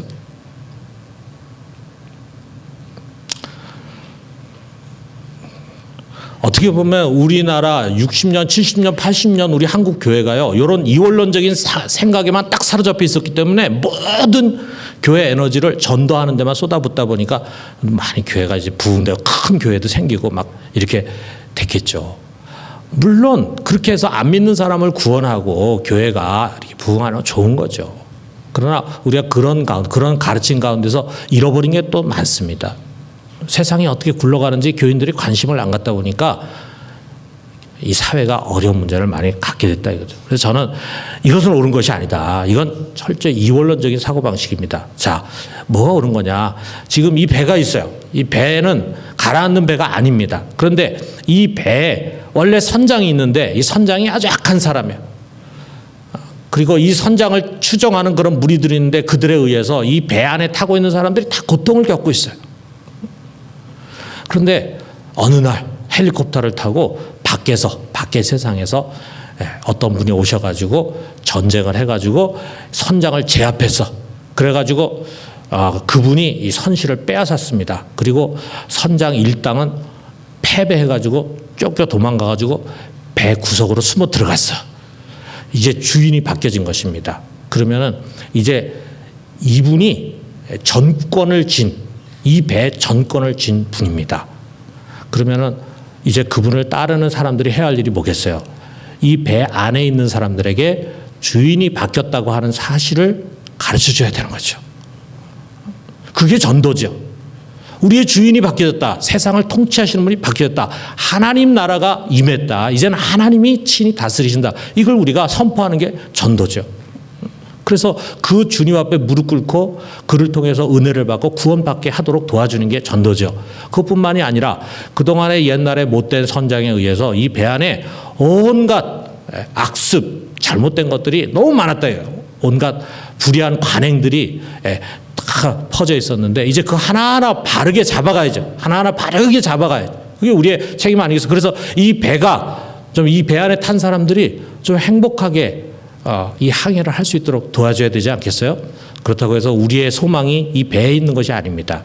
우리의 소망은 언젠가 이 배가 안식의 항구에 도달할 거예요. 거기가 우리의 소망이야. 다시 말하면 우리의 소망은 이 세상에 있는 것이 아니라 주님께서 우리를 위해서 예비하신 영원한 안식처, 영원한 생명 속에 우리의 소망이 있다 이거죠. 이게 복음이라고 저는 가르칩니다. 자, 그러면서 우리가 이런 도표를 생각할 수 있겠죠. 자, 예수 그리스도가 있습니다. 예수 그리스도. 그분은 교회의 머리고 세상의 주입니다. 그 밖에 교회가 있고 세상이 있어요. 이 세상은 예수 그리스도와 직접 관계하지 못해. 교회가 예수 그리스도와 직접 관계합니다. 자, 이 모든 세상도 그분의 통치 아래 있어요. 그런데 이 세상은 이분을 모르기 때문에 이분의 뜻대로 세상이 통치되지 못할 수가 있습니다. 그러면은 교회의 역할은 뭡니까? 교회는 하나님의 말씀을 통해서 이 세상의 참된 주인의 뜻이 무엇인가를 잘 헤아려 가지고 그것을 국가에다 이야기를 해줘야 돼요. 너희 국가가 지금 하고 있는 일이 잘못된 일이니까 너희 국가의 참된 주인의 뜻을 따라서 바르게 통치해라. 이걸 가르쳐 줘야 된다 이거.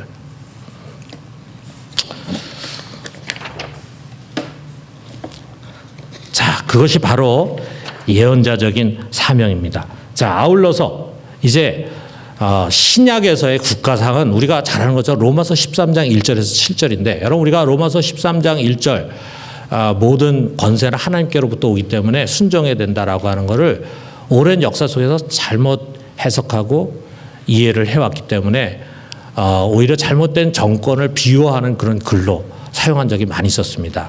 그러나 여러분 여기 로마서 13장 1절에 7절은 그런 의미가 아니다라는 거죠.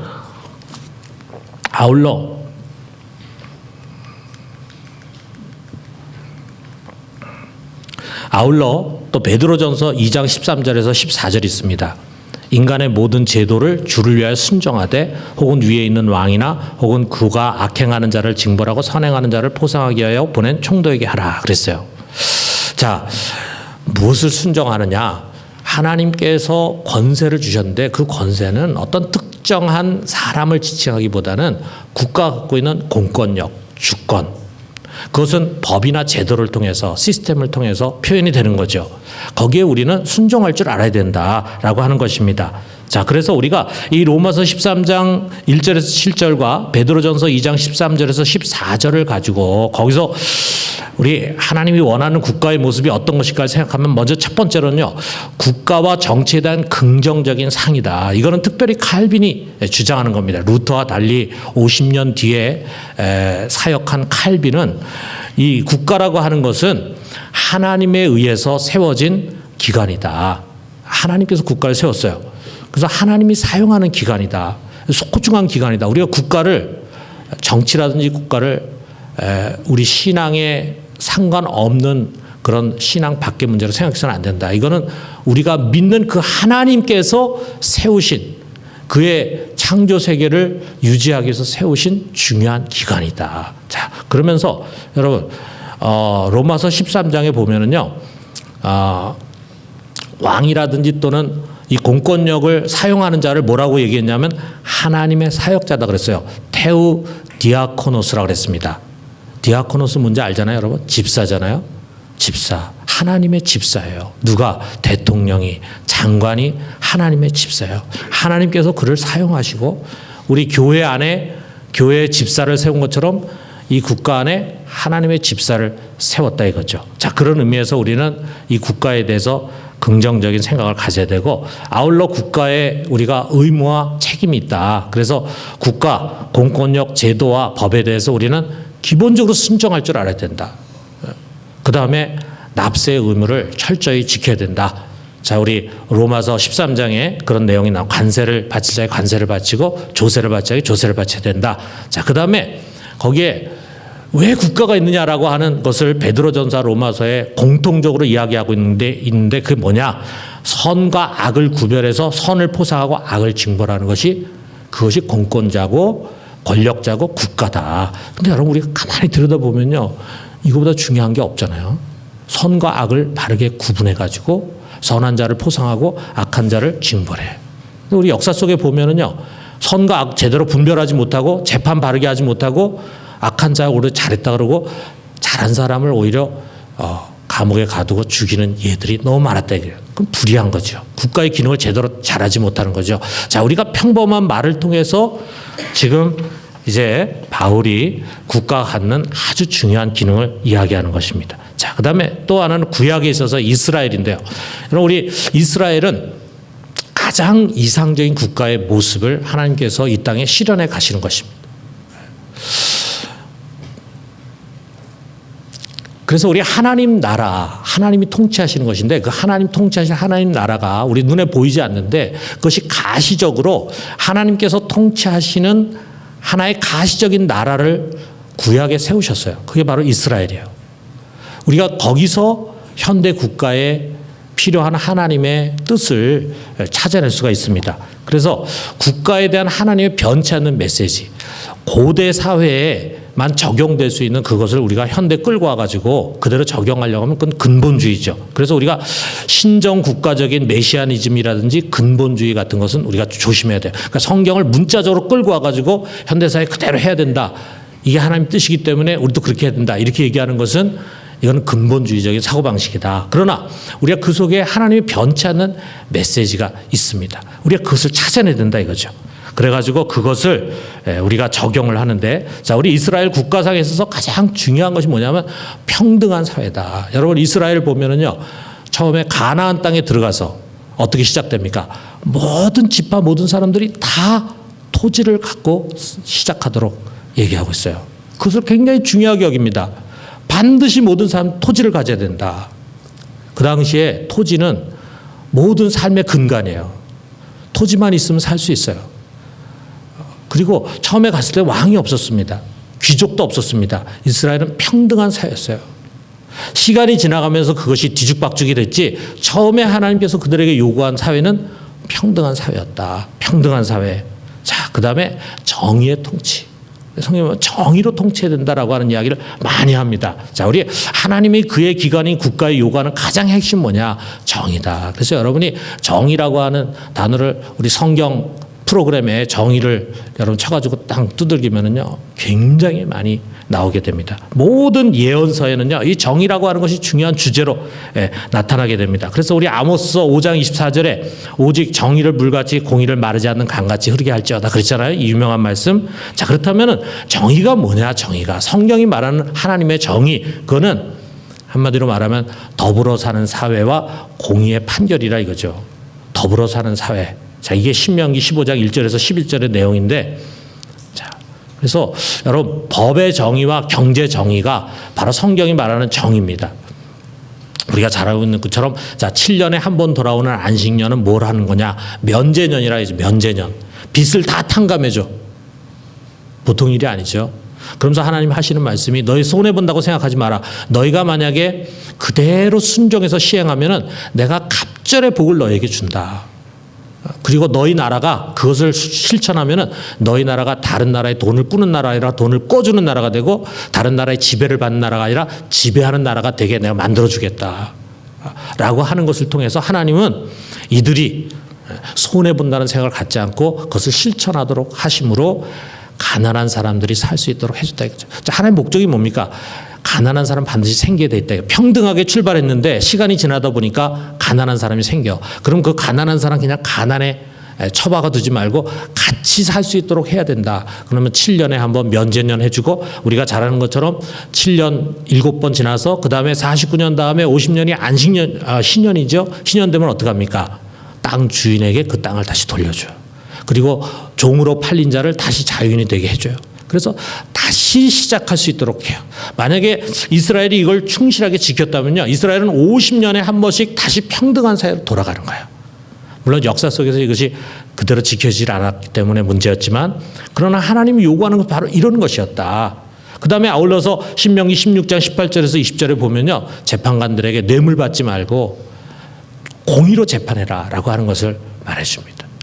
여러분, 사실 지금 보면은 우리 사회로 보면 뭐 정치가 굉장히 발전해가지고 복잡한 것 같지만, 우리 사회 속에서 진짜 여러분, 우리 사회가 정의로운 사회가 되려면, 요즘 정의에 대해서 관심이 많잖아요. 근데 정의로운 사회가 되려면 이 두 가지 아니겠어요? 법의 정의, 그리고 경제 정의죠. 경제 정의는 다른 것이 아니라 어떻게 우리가 더불어 살 수 있는 사회가 되느냐, 이거 아니겠어요? 여러분, 마이클 샌달의 정의가 무엇인가라는 책을 보면요, 여러 가지 정의에 대한 이론들이 나오는데 결국 맨 마지막엔요, 제가 볼 때 마이클 샌달은 아주 성경적인 정의론을 갖고 있어요. 왜 더불어 사는 사회가 되게 하던 것이 그것이 정의다 이거죠. 여러분, 성경이 얼마나 깊은 정의론을 우리에게 가르쳐 주는지 모릅니다. 이 국가가 돼야 된다. 그래서 예언자 이사야라든지 아모스라든지 호세아라든지 모든 예언자들이 하는 것은, 너희는 왜 토라의 정신대로 나라를 다스리지 않느냐? 왜 너희들이 좀 빈부격차가 심하고 가난한 사람들이 이렇게 설값에 팔려가는 이런 사회가 되게 만드느냐? 너희가 계속해서 이렇게 토라를 따르지 않으면 너희는 징계를 받을 것이다. 망할 것이다. 미래를 예언한다. 그래서 토라의 정신으로 돌아가기를 요청한다 이거죠. 자, 그 다음에 우리가 이제 다양한 사회적인 주제들이 있습니다. 평화 문제라든지 또는 통일 문제라든지 환경 문제, 인권과 차별 문제, 또 가정, 성, 실버, 인구, 죽음 등등. 자, 이런 문제들을 이제 많이 이렇게 다루게 됩니다. 자, 그 다음에 공공신학의 교회 적용해서 역사로 교육하기. 네, 저는 그래, 당장 지금 막 일어나는 이 정치적인 이슈는요, 되도록이면은 강단에서 다루지 않습니다. 왜 그러냐면은, 우선 첫째로는요, 이 정치라는 게 우리가 생각한 것처럼 단순하지가 않더라고요. 정치가 굉장히 복잡해요. 우리가 단박에 이렇게 신문에서 나온 걸 가지고 흥분해가지고 그걸 강단에서 얘기했는데, 한 달 뒤에 그게 거짓말이라는 것이 드러날 수도 있어요. 그럼 여러분, 뭐가 됩니까? 우리가 그냥 친구들 사이에 모여가지고 이런 얘기 저런 얘기, 이런 주장 저런 주장은 할 수 있겠지만, 강단은 그게 아니잖아요. 그렇기 때문에 저는 당장에 일어나는 정치적 이슈는 되도록이면 피합니다. 그리고 이제 조금 지나고 난 다음에 보면은 이제 어느 정도 시시비비가 다 이제 가려지면은 그때 가서 꼭 필요한 이야기를 합니다. 그리고 사람들은 모두가 다 정치에 민감합니다. 그렇기 때문에 지금 탁 일어난 어떤 사건에 대해서 다양한 생각들을 가질 수 있는데, 강단에서 목회자가 너무 한쪽 생각을 이야기하면은 그것을 순수하게 받지 못하는 사람들이 생길 수가 있어요. 자, 그래서 저는 되도록이면은 당장의 정치적 이슈는 피한다.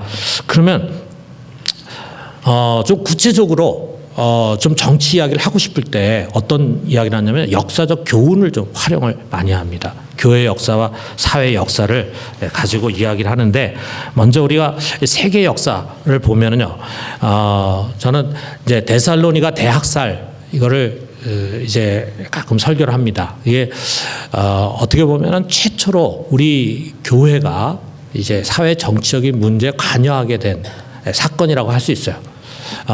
이 데오도시우스 황제가 약 390년 경에 데살로니가의 7,000명을 학살합니다. 근데 그때 이 밀라노의 주교가 감독이 암브로시우스였는데, 암브로시우스는 어떤 정치적인 그런 생각을 갖지 않고, 아니 어떻게 예수를 믿는 황제가 7,000명이나 되는 사람을 이렇게 죽일 수 있는가, 이런 현실 앞에서 어떻게 내가 침묵할 수 있는가 해가지고 이 암브로시우스를 징계를 합니다. 데오도시우스를 징계를 해요. 그래가지고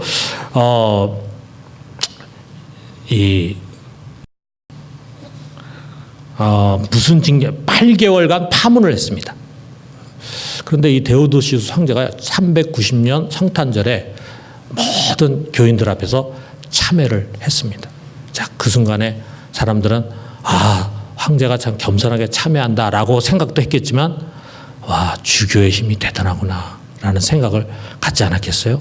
그러니까 우리 교회가 정치적인 의도를 가지고 이야기하지 않는다 할지라도 그것은 굉장히 정치적인 파급력을 가질 수 있다라고 하는 것을 우리는 알아야 된다 이거죠.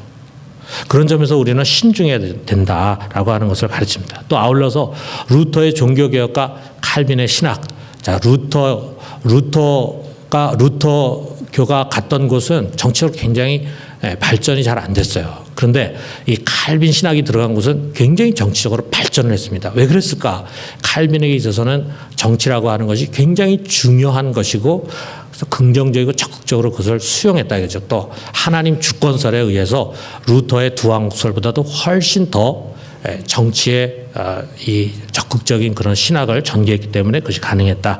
자, 그 다음에 미국의 독립전쟁과 정교분리 제가 하나하나는 다 얘기하지 않겠습니다. 미국 교회 정치의 문제. 지금 미국 교회가 앓고 있는 문제가 참 정의의 문제를 가지고 얘기하면은 민주당이 더 선호적인데 교리 윤리적인 문제, 동성애라든지 이런 문제를 가지고 생각하면은 공화당이 더 선호 정당이 되는 거야. 이 둘 사이에 딜레마가 있는 거죠.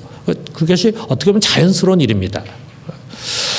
그런 문제들을 제가 가끔 이야기합니다. 그 다음에 특별히 이제 독일 이야기를 제가 많이 독일에서 제가 있었고 또 이쪽을 많이 공부했기 때문에 자, 루터주의와 나치, 유대인 학살의 책임. 자, 하버드 대학의 골드버그라고 하는 사람이 그런 얘기를 했어요. 컬렉티브 신이라는 얘기를 했어요. 많은 대부분의 독일 사람들은 유대인이 그처럼 비참하게 학살되는 걸 몰랐습니다. 히틀러가 그거를 몰래 했기 때문에 1급 비밀로 했기 때문에 몰랐어요. 그러나 골드버그는 뭐라 하냐면 유대인의 학살에 독일 국민 전체가 책임이 있다고 그랬어요. 왜? 히틀러를 뽑아줬기 때문에. 그런 히틀러를 세운 사람이 누구냐 이거죠. 독일 국민이 세웠다 이거죠. 얼마나 무시무시한 이야기입니까? 자, 그런 의미에서 우리는 정치적인 책임을 가져야 된다. 자, 그 다음에 전후 독일의 통일 정책. 이거는 우리 통일과 관련돼서 우리가 알아야 할 것이 많이 있기 때문에 종종 이야기합니다. 그 다음에 평화주의. 독일이요. 여러분 잘 아는 것처럼 굉장히 많은 땅덩어리를 2차 세계대전이 끝나면서 폴란드에게 넘겨줬습니다. 자기 의지로 넘겨준 게 아니죠. 그런데 그 땅을 다시 찾으려고 하지 않았어요. 그래서 오데른 나이세르 조약을 그들은 지금까지도 계속 지키고 있어요. 영토 때문에 분쟁하기를 원하지 않는다 이거죠. 평화를 굉장히 중요하게 여기고 그리고 이제 독일인들의 삶의 방식에 대해서 여러 준법 정신이라든지 고발 정신. 독일 사람들은 고발 정신이 투철합니다. 고발하는 것을 나쁘다고 생각하지 않아요. 왜? 내가 고발하지 않으면 억울한 사람이 생긴다 이거죠. 우리 사회의 정의를 지키기 위해서는 잘못된 것을 고발해야 된다. 그리고 증인으로 쓰려고 합니다. 길거리 가다가 만약에 자동차 사고가 났는데 틀림없이 저 사람이 잘못했다. 그럼 자기가 증인으로 서려고 그래. 그런 것이 어떻게 보면은 민주주의가 발달하는 좋은 어떤 사고방식이라 이거죠. 자, 그 다음에 저는 이제 한국의 역사에 대해서 이야기합니다. 특별히 평양 대부흥운동과 3.1운동. 평양 대부흥운동만 이야기하면 안 되고요. 평양 대부흥운동이 3.1운동에 영향을 미쳤다 이거죠. 평양 대부흥운동이 언제입니까? 1907년입니다. 1907년은 을사보호조약이 1905년이고 한일합방이 1910년입니다. 그 둘 사이에 일어난 일이에요.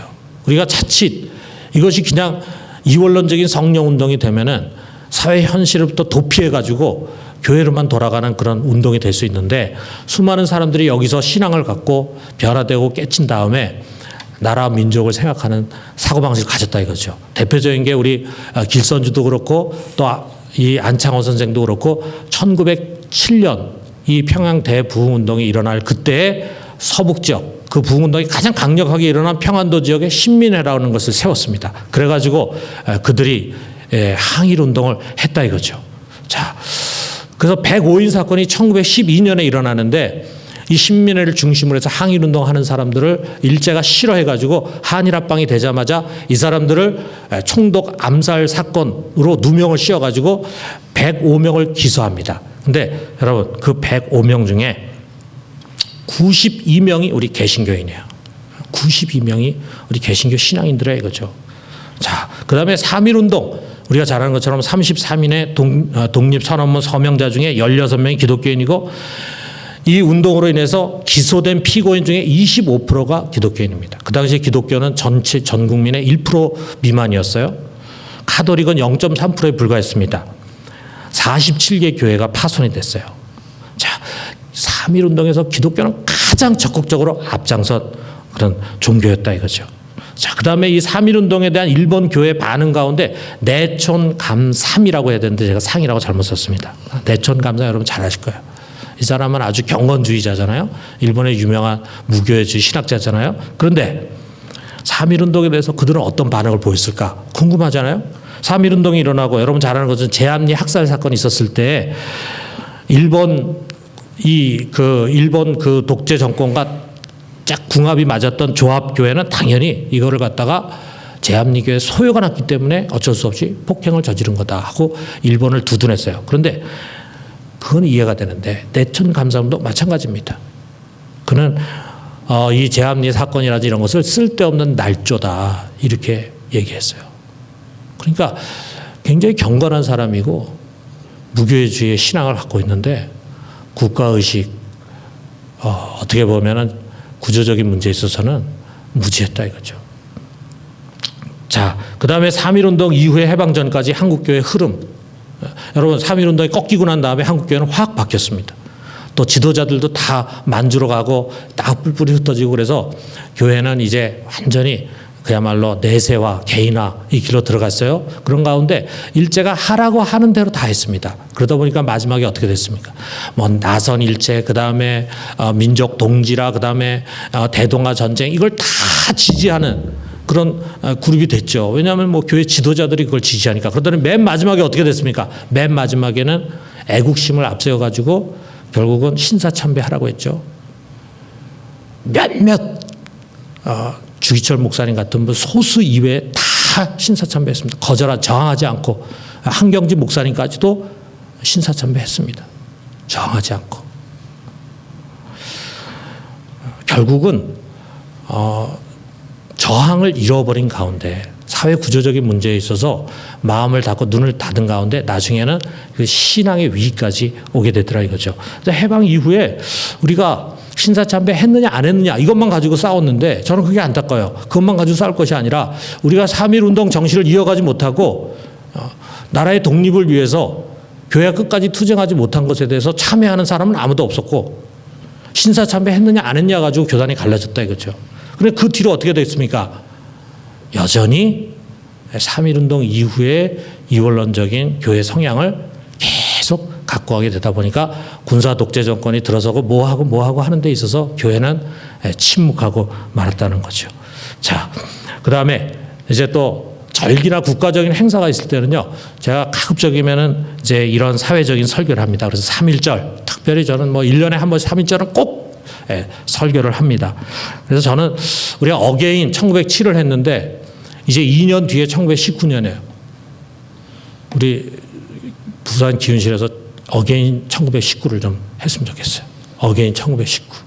이건 정말 우리 한국 교회가 다시금 되살리고 지켜갈 전통이다 이렇게 생각해요. 자, 그 다음에 광복절 할 때 얘기합니다. 이때는 주로 남북 분단 문제, 그 다음에 통일 문제를 이야기합니다.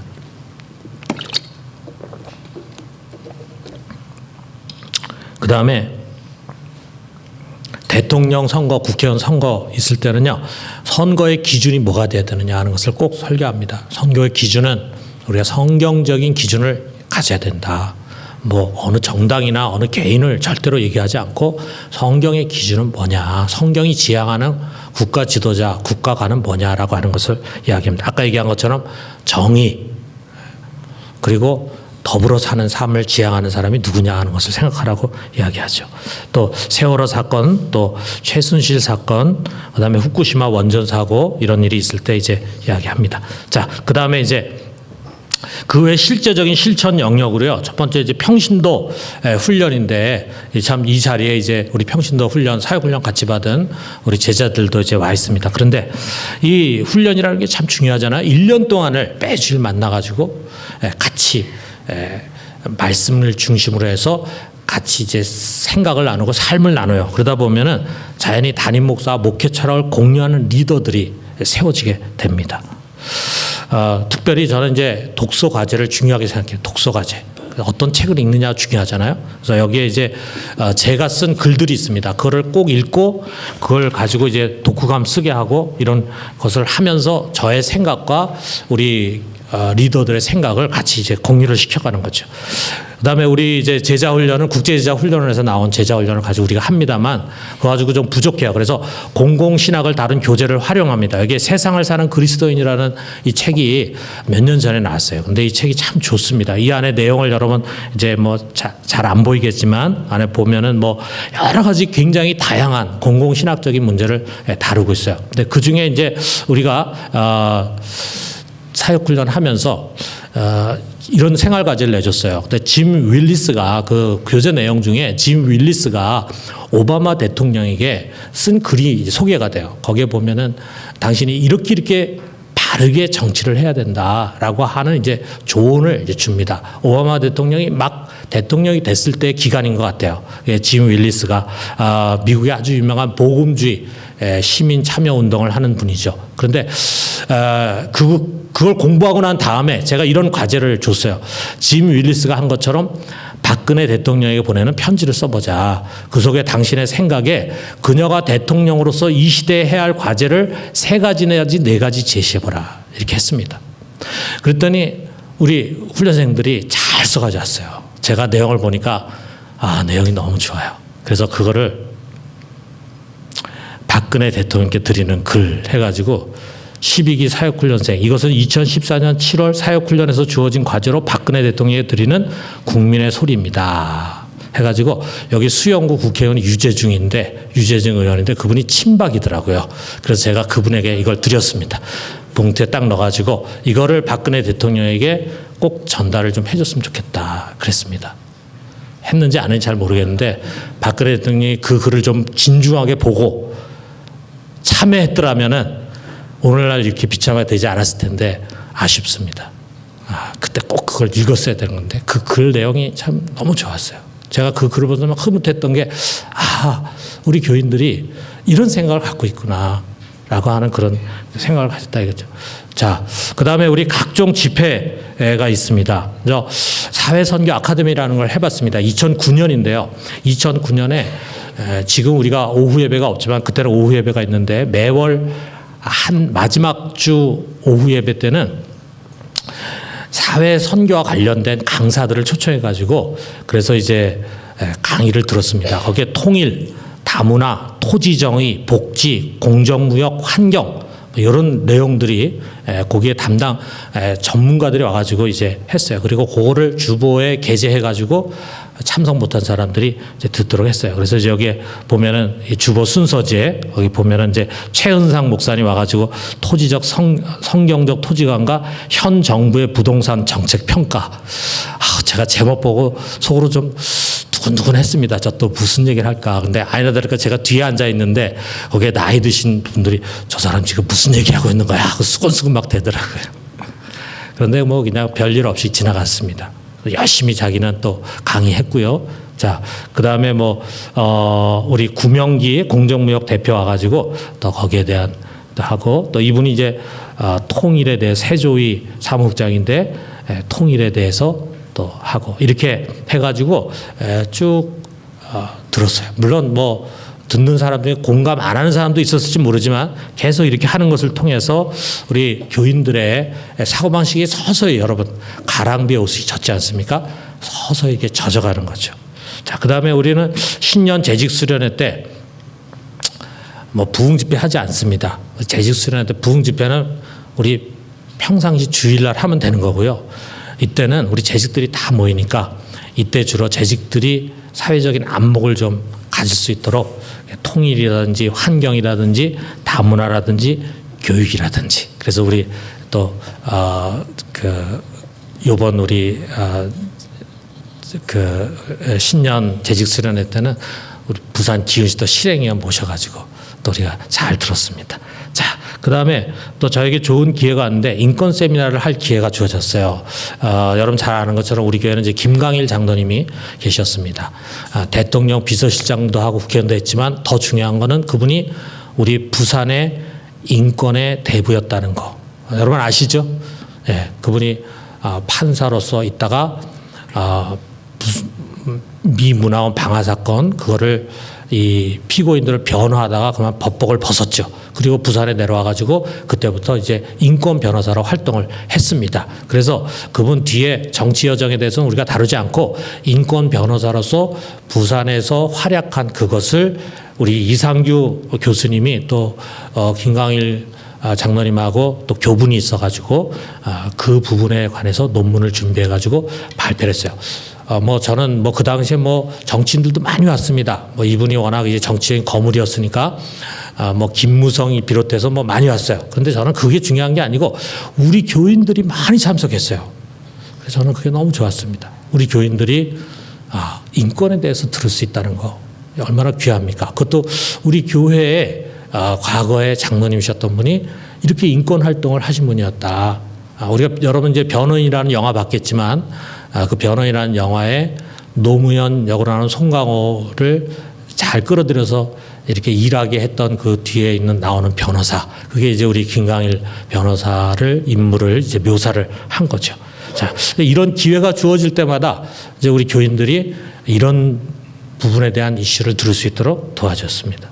자, 그 다음에 액션과 지속적인 모임. 자, 우리 환경은요, 서명운동을 했는데, 먼저 이거 하기 전에 저희가 김익중 교수님이라고 지금 원자력 그 위원으로 있죠. 그분을 모셔가지고 신년 재직 수련회에서 강의 듣고 그러고 난 다음에 자, 여러분 우리가 이거 폐쇄운동 서명합시다. 해가지고 749명이 서명을 했어요. 그리고 요번에 또 우리 신고리 오륙곡은요, 제가 별로 얘기 안 하고 그냥 광고만 했습니다. 그래가지고 399명 이렇게 같이 참석을 했습니다. 그래서 이제 우리 교회에서 환경 클럽을 만들었습니다. 그래서 매주 일에 한 30명 되는 분들이 모여가지고 환경에 대해서 강의 듣고 이제 환경에 대해서 여러 가지 액션을 하려고 지금 하고 있습니다. 자, 그 다음에 또 통일은요, 우리 교회하고 기독교 통일학회 주최로 기독교 통일 집회를 2013년에 가졌습니다. 그래가지고 우리 교회에서 한 3일 정도 이렇게 하는 가운데 우리 교인들이 많이 참석해서 통일에 대해서 다양한 강사들의 이야기를 또 들을 수 있는 기회가 됐었습니다. 그러면서 우리가 또 북한 선교 및 통일 기도회를 또 가져서 매월 1회씩 모여가지고 통일에 대한 기도를 하고 또 강의를 듣고 이렇게 하고 있습니다. 자, 그 다음에 이제 거의 다 끝났습니다. 글을 통한 지속적인 교육인데요. 자, 여러분 나눠준 부록으로 나눠준 것이 이제 참회 기도문과 파송문인데, 매주일 저희들은 예배 시작할 때 찬양 끝나고 그 다음에 예배 들어가면은 파송 기도문을 읽습니다. 그런데 그 파송 기도문에 참회 기도문에 우리가 무엇을 회개할 것인가라고 하는 것이 그 안에 담겨져 있어요. 근데 여러분 그 밑줄치 부분을 여러분 보시면은 그냥 우리가 개인적인 윤리적인 문제만을 가지고 회개할 것이 아니라 뭐 나쁜 생각하고 나쁜 말하고 나쁜 행동한 것만 가지고 할 것이 아니라 거기에 나와 있는 것처럼 어려운 이웃을 제대로 우리가 돌아보지 못한 것, 그 다음에 이 세상이 불의하고 억압하는 것에 대해서 무책임하고 무관심했던 것, 우리가 서 있는 자리에서 평화와 화해의 사도가 되지 못한 것, 이 부분을 매주일 우리가 참회하게 합니다. 매주일. 그래서 우리 교인들은 뭐 매주일 듣는 거죠. 들어서 식사해가지고 기억 안 할지는 모르지만, 그래서 우리 사역훈련 이렇게 하면요, 저에게 그래요. 이번에도 그러는데 목사님 그 참회 기도문을 저희들에게 좀 줬으면 좋겠습니다. 그래. 그 참회 기도문이 좋다는 거죠. 여러분 한번 돌아가셔서 제가 여러분 드리는 건요, 여러분도 그 저작권 상관없습니다. 여러분 마음껏 쓰실 수 있도록. 그 다음에 우리가 다 끝난 다음에 파송문을 또 선포합니다. 그래서 그 파송문 가지고 이제 삶의 예배가 이제 여러분에게 시작이 됩니다. 우리 예배는 이걸로 끝나는 것이 아닙니다. 삶의 예배가 시작이 됩니다. 라고 하는 것을 또 이야기한다 이거죠. 자, 그 다음에 우리 주보. 지금은 우리가 주보가 그런 내용이 없지만 예전에 주보 속에 제가 이제 글을 많이 실었습니다. 그 싣는 글 속에 저는 이런 정의 문제, 인권 문제, 환경 문제 이런 거에 대한 글을 많이 실었습니다. 교인들이 볼 수 있도록. 그다음에 우리 한 울타리지라는 게 있는데 거기에 맨 첫 번째 페이지에는 담임 목사 글이 나오는데 뭐 여러 가지 다양한 것도 싣지만 가급적이면 공공신학과 관련된 글들을 실어서 교인들이 볼 수 있도록 그렇게 합니다. 그다음에 신문에 실린 글들 교회 여기저기다 방을 붙여놓습니다. 그걸 크게 복사해가지고 보든 안 보든 간에 하여튼 우리 교인들이 담임 목사의 생각이 어떻고 어떤 목회를 하려고 하는가 하는 것을 배우고 또 같이 동참하도록 그렇게 합니다. 자, 그다음에 홈페이지 안에 또 그런 내용들을 싣고 특별히 이제 제가 극동방송에서 한 2년 정도 시사 칼럼한 게 있어요. 여러 가지 주제를 가지고 다뤘는데 그것을 실어가지고 교인들이 볼 수 있도록 그렇게 합니다. 자, 그다음에 이제 마지막으로 교회 개혁 운동.